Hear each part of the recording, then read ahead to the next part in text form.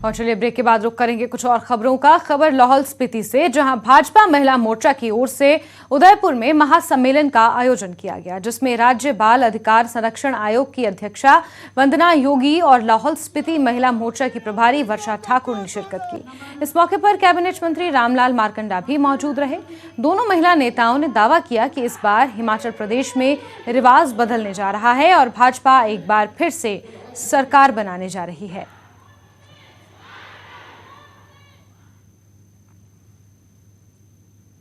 वहीं आम आदमी पार्टी में पर्यटन विंग के अध्यक्ष विकास धीमान ने शिमला में आयोजित पत्रकार वार्ता से कांग्रेस और बीजेपी पर जमकर हमला बोला।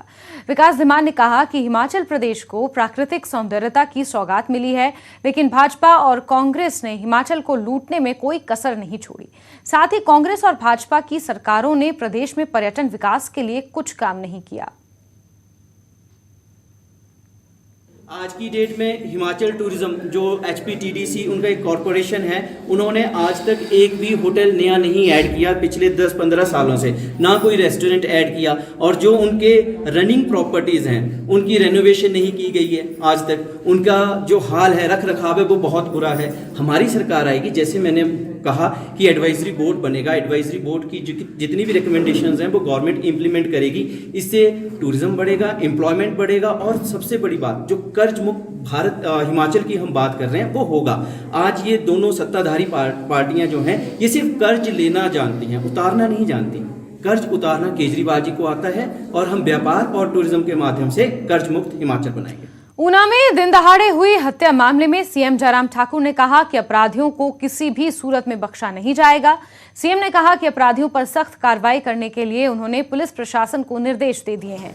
बता दें, ऊना में हरोली के कुल्हेड़ में बाइक सवार हमलावरों ने 40 साल के रविंद्र कुमार को गोली मारकर उसकी हत्या कर दी थी। हमलावरों ने रविंद्र के सीने में बीचों बीच गोली मारी थी, जिससे उसकी मौत हो गई। रविंद्र को गोली किसने और क्यों मारी, इसको लेकर पुलिस ने जांच अपनी तेज कर दी है। इस मामले में नेता प्रतिपक्ष ने कानून व्यवस्था पर भी सवाल उठाए थे। बहुत अनफॉर्चुनेट है, और उसमें कार्रवाई होगी, सख्त कार्रवाई होगी। जो दोषी हैं उनको जेल की सलाखों के पीछे डालकर जैसे बहुत अनफॉर्चुनेट है, और उसमें कार्रवाई होगी, सख्त कार्रवाई होगी। जो दोषी हैं उनको जेल की सलाखों के पीछे डालकर। वहीं ऊना के रविंद्र हत्याकांड मामले की जांच में पुलिस ने 8 टीमें गठित की हैं, जो पंजाब और हिमाचल में कई जगहों पर आरोपियों की धरपकड़ के लिए डटी हुई हैं। पुलिस ने इस मामले में पंजाब के होशियारपुर में 8 लोगों से पूछताछ की और उसके बाद 2 लोगों को हिरासत में लिया है। बताया जा रहा है कि पुलिस का पूरा फोकस इस वक्त होशियारपुर जिला के कुछ गांवों पर है, जहां पर नशा तस्करी के बड़े सौदागर बैठे होने की भी सूचना है। इस मामले में DIG north range Sumedha Dwivedi ने जिला मुख्यालय में पुलिस अधीक्षक से मामले की जानकारी ली और उन्हें जांच पड़ताल के दिशा निर्देश दिए। अलग अलग टीमें बना के जो है पूरे एरिया में, पंजाब एरिया में और हिमाचल के ऊना के अलग अलग एरियाज़ में भेजी गई। अभी हमारी 8 टीमें जो हैं वो अलग अलग जगहों पे काम कर रही हैं, पंजाब में भी और ऊना एरिया में भी।